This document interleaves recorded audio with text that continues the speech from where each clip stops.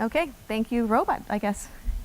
Hello, my name is Grace Lewis. I'm a principal researcher in the Tactical Technologies group, and I'm going to talk to you today about leveraging emerging changes in computing. I guess I should have said that. One point I would like to start with is that technologies follow hype cycles. This is an example of Gartner's 5-stage hype cycle for emerging technologies. And what they claim is that over time, emerging technologies go through 5 stages. The first stage is called the technology trigger, which is when a new technology comes out and people start talking about it. Eventually, the technology gets a lot of publicity. It might not even exist, but all we know is that everybody wants to have them, and not only one, but 2. Everybody wants to have the technology. So eventually, it gets into this stage, the second stage, which is called the peak of inflated expectations. At this point, there is a belief that that technology will solve absolutely every problem in the world. But what happens after that is that, sure, there are some success stories, but there are also lots of failures.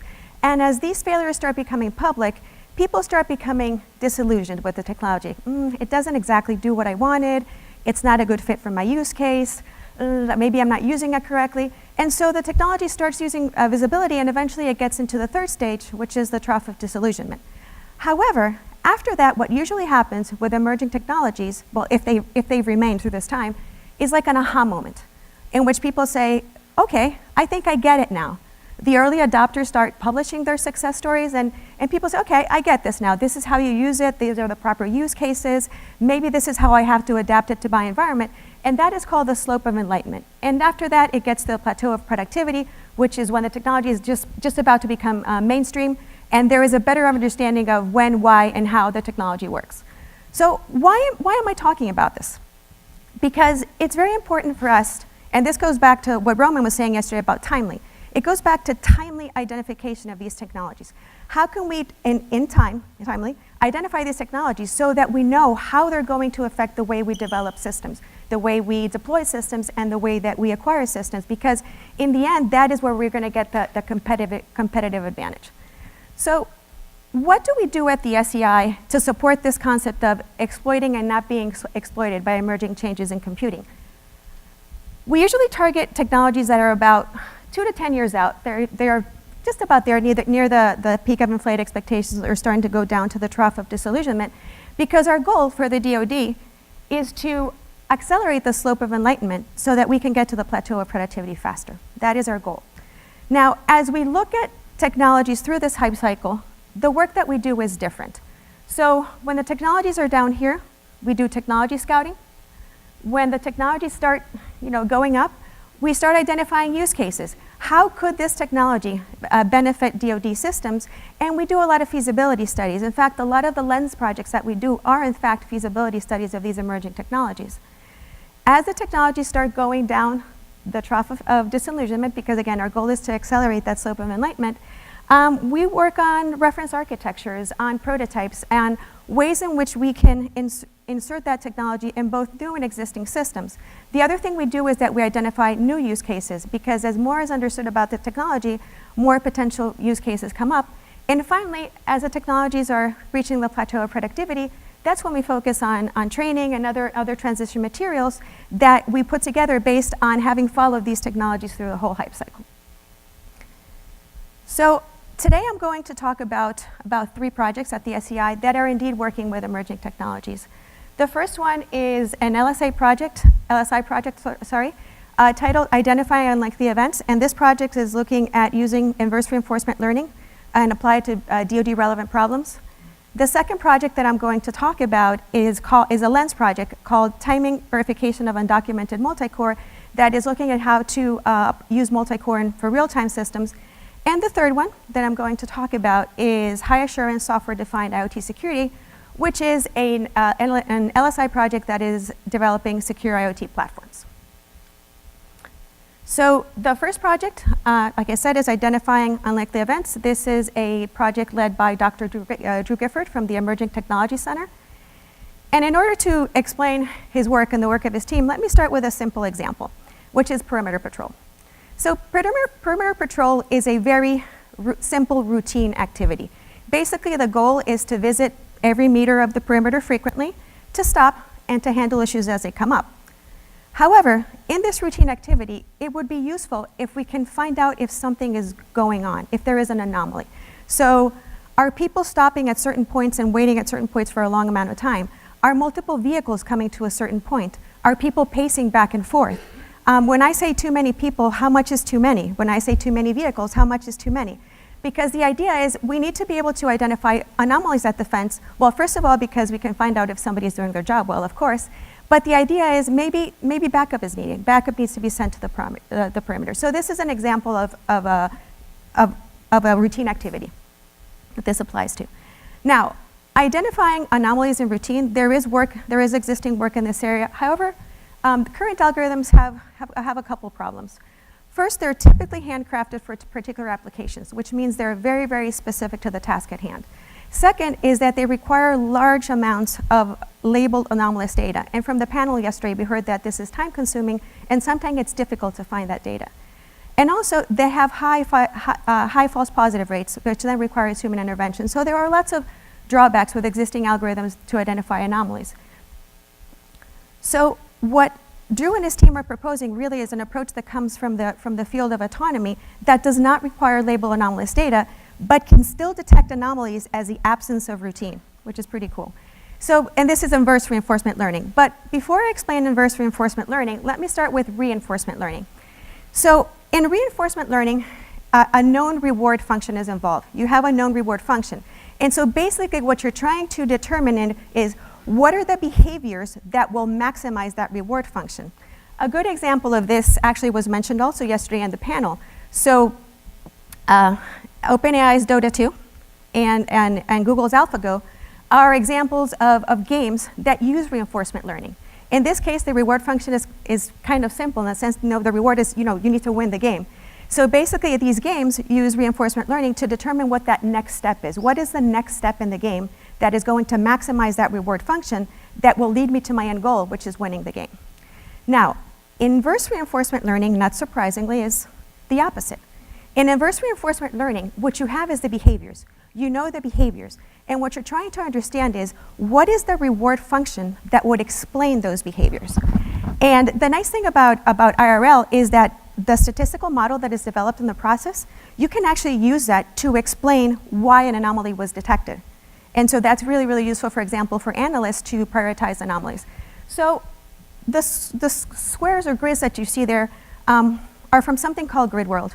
So Grid World is an example that is typically used to teach or to explain reinforcement learning. So basically in Grid World, what you see there is a grid. And the reward function is determined by the different colors of blue in that grid.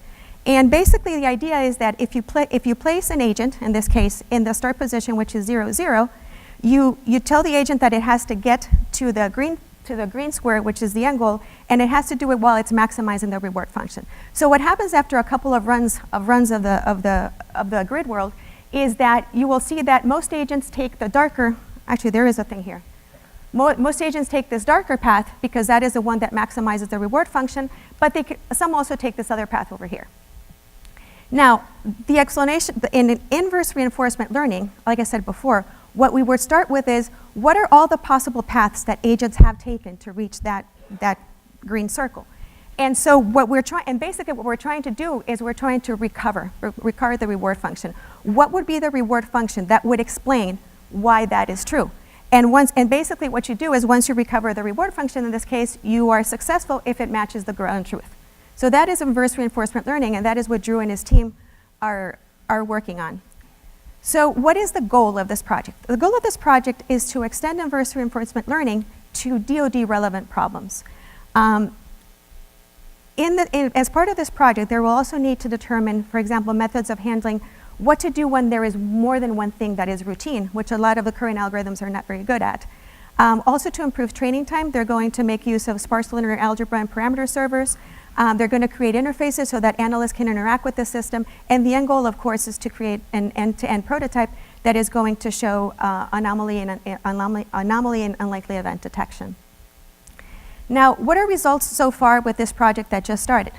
So they've applied IRL to a publicly available data set, which is called AIS. It's a data set that contains marine vessel data. So it contains identity of each vessel, speed, course, position. And what they did was that using this data from the AIS data set, they were able to determine what are the paths that vessels have taken in the past to enter the New York harbor. And what they did at that point, once they had those paths, was that they converted that into hex world. So similar to grid world, but they're hexes. And once they converted it to hex world, they were able to assign a reward function to each one of those hexes. And so now they can use that to determine what is the likely, or to predict what is the likely path that a vessel is going to take to get into New York harbor. However, what's next for the team? A lot of IRL right now is currently applied to what I will call movements in the physical world. They want to move beyond that. So they are partnering with CMU's Parallel Data Lab because they want to apply IRL to modeling behavior of supercomputer users, which is not only an advanced use of IRL, but is also a DoD relevant scenario, something that DoD is interested in. So that is the first project in this presentation.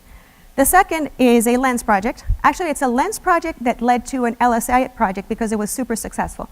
It's called Timing Verification of Undocumented Multicore. This is a project led by Dr. Bjorn Anderson, and it's in collaboration with Dr. John Lahosky from Carnegie Mellon. So the motivation for this project is actually quite simple. Multicore is the norm. It's actually hard to find a single core processor nowadays. It's just the norm.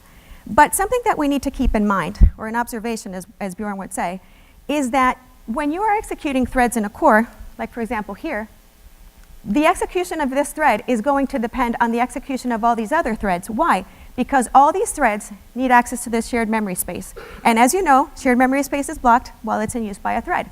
So the problem is that it's very difficult to make timing guarantees in multi-core systems because of this shared memory space. And obviously many DoD systems have real-time requirements. So the problem, of course, is that if you have a real-time system, well, it can lead to mission failure if you can't meet those timing requirements. So what Bjorn and his team are doing is that they're developing a solution that can lead to increased safety and easier deployment and development for multi-core systems. However, SEI work in multi-core is not new. We've been doing this since 2011. It started in 2011 with a line project called High Confidence Cyber Physical Systems. And in this project, these guys developed the concepts of something called band coloring and cache coloring, and they use those concepts in order to make assumptions about the memory system and then be able to calculate delays in computation. In 2015, we were involved in a project with FAA on the use of virtual machines and avionics systems. And one of the outcomes of that project, not surprisingly, is that VM certification was a very hard thing, because even though VMs guarantee execution isolation, they really don't guarantee timing isolation. After that, like I said, Bjorn and his team started this lens titled Timing Verification of Undocumented Multicore. And like I said, this has led to an LSI project where they're taking the findings from the lens and they're taking them one or multiple steps further. So going back to the previous slide about hardware trends, the shared hardware resources impact timing. I think I said that before. And some experiments that have been conducted show that a system can show a slowdown of up to 103 times because of this issue, which is quite big, especially for real-time systems. And one of the problems that they have found, and also others have found, is that it's very difficult to deal with undocumented hardware. And what I mean by undocumented hardware is either documentation that is incomplete, meaning that the multi-core processor is making use of something and it's not documented anywhere, like for example a buffer, or it just simply is using undocumented hardware, which is actually quite common, which they have found. And this problem is getting even worse because obviously multi-core processors want to get faster, so now they're introducing even more hardware components, like for example hardware prefetching, and these, again, it's more undocumented hardware. So the SEI has developed a method, and this was recently published in ACM, I should have used my glasses, ACM Transactions for Embedded Computing very recently, and it's on this concept of co-runners that they developed. So this is homework for all of you to read this great paper. And so what is next? Like I said, a successful lens often turns into an LSI project where they can explore this emerging technology even further. So what they want to do is they want to develop a verification method so that based on a model of a system, you can determine before runtime if timing guarantees are going to be met at runtime, which is a very natural next step. They're also working on obtaining abstractions from all the measurements that they've gathered during their project, and creating abstractions, like for example, for worst case execution time, because this will even enable even better analyses. And finally, they're going to be working on a configuration method algorithm such that if you give it a model and you give it a set of timing requirements, is there a possible configuration of the system that will allow me to meet those timing requirements? And finally, high assurance software-defined IoT security. I am the principal investigator for that project, and this work is in collaboration with Dr. Vyasakar and Captain Matt McCormick from Scilab. So what is the motivation for this work? What is the problem? The problem is that DoD, just like everybody else, is interested in IoT, in Internet of Things. However, adoption rates in DoD have been particularly slow because of security concerns, and they're understandable. Lots of vulnerabilities are reported every day, untrusted supply chains, so it's natural that adoption has been slow. But at the same time, DoD recognizes that the commercial marketplace is moving very quickly, and that we need to embrace these commodity technologies if we want to have that competitive advantage, because you know what, the adversaries are doing it. So what we're proposing in this work is to move part of the security enforcement to the network, because by doing that, that would enable us to integrate IoT devices into systems, even if they're not fully trusted or not fully configurable, because what we're doing is we're building what we call an IoT security framework or platform that is resilient to a set of threats, of prescribed threats. So what are we proposing? So the title has two parts, right? It has high assurance software-defined IoT security. So let me explain the software-defined part first. The software-defined part comes from the fact that we're using concepts and constructs from SDN, from software-defined networking, and also network function virtualization, and we're creating a IoT platform that more or less works like this. So each IoT device, which is right here, controls a set of environment variables. So you can imagine environment variables being temperature, tire pressure, an on-off position of an actuator. But the idea is that each one of these IoT devices controller senses environment variables, a set of environment variables. Network traffic to and from each IoT device is tunneled through a micro mBox. And what this micro mBox is an implementation of the desired network defense for that IoT device based on its security state. Let me get to that in a minute. And also in SDN terms, this would be the data plane. The IoT controller, which is at the core of the control plane, what it does is, so it maintains the set of all environment variables for all of these devices, and also has a security state for each one of these devices, which could be normal, suspicious, or under attack. So what happens at runtime is that changes in this shared state space, or alerts coming from the gateway, from the data plane, might trigger certain policies that will lead you to say, this device, based on what I'm observing, this device is not normal anymore. This device is suspicious. And based on that, what I'm going to deploy is a new micro mBox, in a very dynamic way, that will be the network defense for that IoT device, because now it's suspicious. So, for example, in state, when it's normal, this could be just a plain firewall that is configured specifically to the IoT device.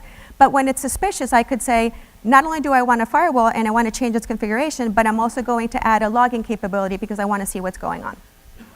So that's the software-defined aspect.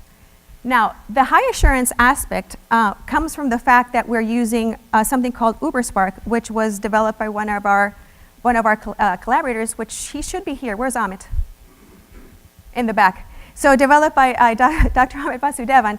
And what UberSpark allows you to do is it allows you to build secure software stacks. It's a framework for building secure software stacks. And he has actually used UberSpark to develop UberXMHF, which is a verified microhypervisor. So what we're doing is we're using UberSpark to inject security properties into the system.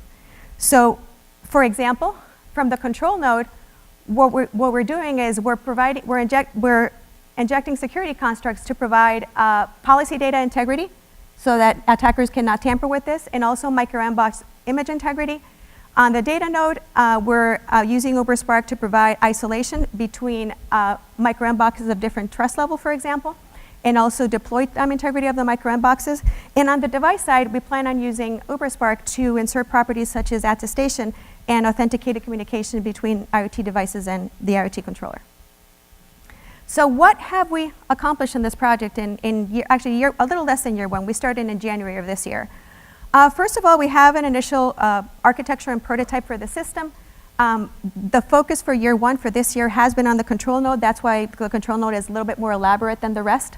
So the control node is based on Open Daylight, which is an open source SDN product, combined with Open Virtual Switch. And with this, like I said, this prototype, it's in its, I guess we're at version 1 right now. We had a version 0, now we're at version 1. The next thing that we accomplished was, from the high assurance side, was this concept of funky views. So newer Intel processors have functionality called VNFunk. And what VNFunk allows you to do is efficient compartmentalization between trusted and untrusted part of the systems, and also low latency vacation between parts of the system that have different trust levels.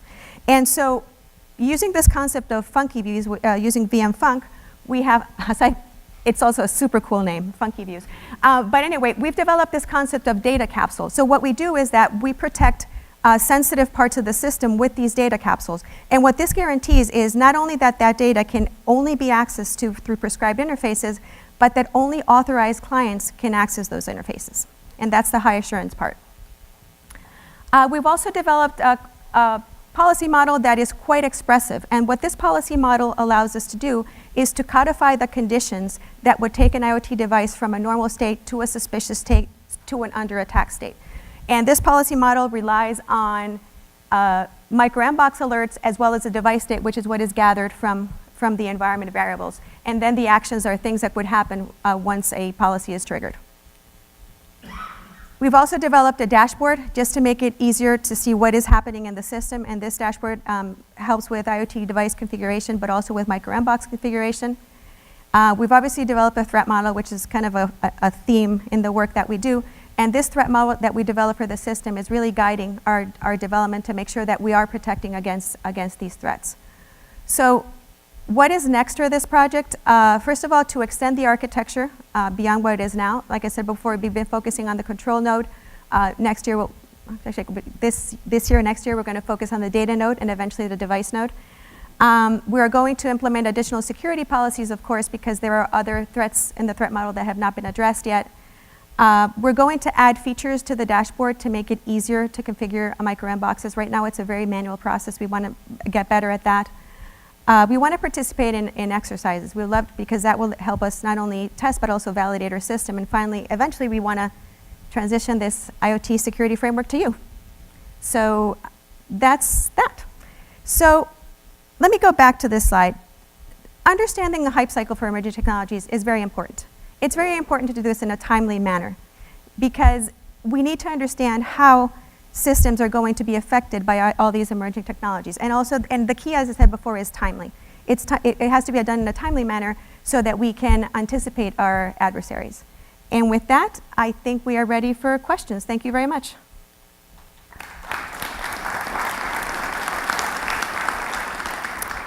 Also, I would like to, Dr. Bjorn Anderson is here, so if you have any of the multi-core questions, those are for him. Dr. Drew Gifford could not be here today, unfortunately, but if there is somebody from his team that would like to handle those questions, or if not, we'll make sure that Drew gets the questions.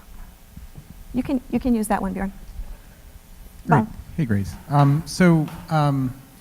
Two questions. Do you have a target environment for your things in the Internet of Things?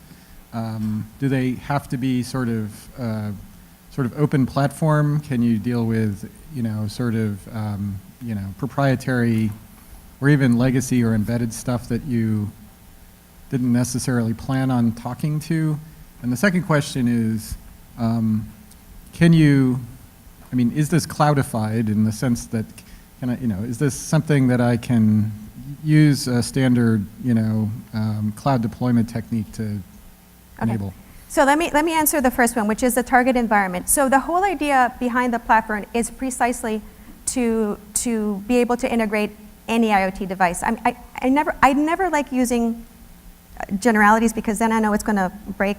But the idea is to be able to integrate almost any IoT device, because what we do when we configure the micro-M box for a specific IoT device is that we take into consideration three things. First of all, abnormal network traffic. And we started working with network traffic profiling tools to be able to distinguish for this IoT device what is normal and what is abnormal. So in that case, we don't need access to any of the internals. The other thing that we do is that we go through vulnerability reports to find out what are general IoT vulnerabilities for example, for smart plugs, and what are specific vulnerabilities that we know exist in this device. So because if we configure that within the micro-M box, we can protect against those things that we know are vulnerabilities, but we have protections against it. So that's the answer. I think that's the answer to question one. Cloudify. So as I said before, the initiative that I work in is the Tactical Technologies Group. So we really focus on the tactical. So for us, what we envision is that this IoT controller would be deployed in an edge server, so that it is close to the devices that it's monitoring. So in order to have better latency, better protection, et cetera. But I can also see scenarios where the IoT controller could be deployed in the cloud.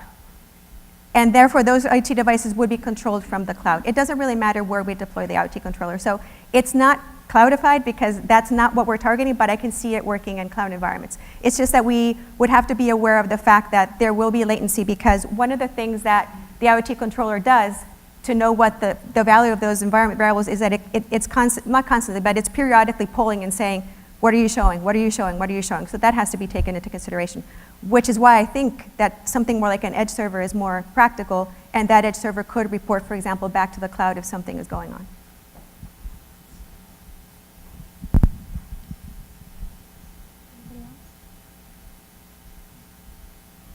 Asleep, or was it like super clear? So for this last project, where on the technology hype cycle is it, and what's the time frame for transitioning into the DoD for use? Who's talking? Oh, there you go. Can you repeat the question?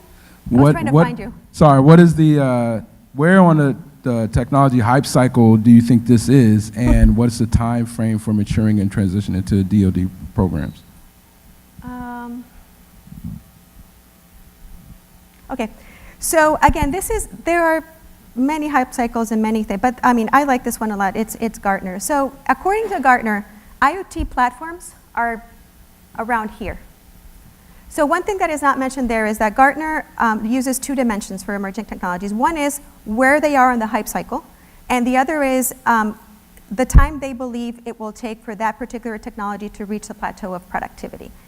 IoT platforms, in essence, they're going to be, I do truly believe they're going to be going this way soon, but I think they're still about right there.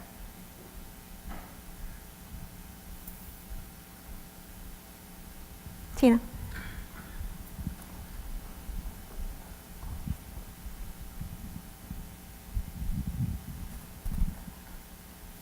Hi, so on the IoT security framework, does that work on active traffic from the IoT device, yes, or passive traffic? Active. Active, okay. Mm-hmm.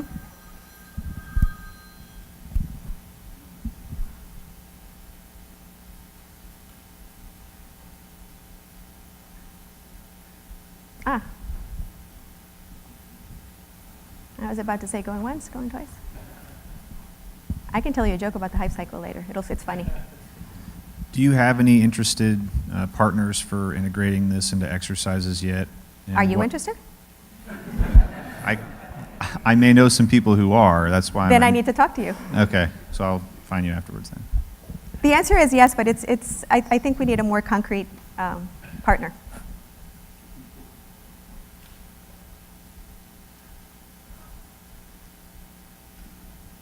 Okay, I think we're done. Thank you very much.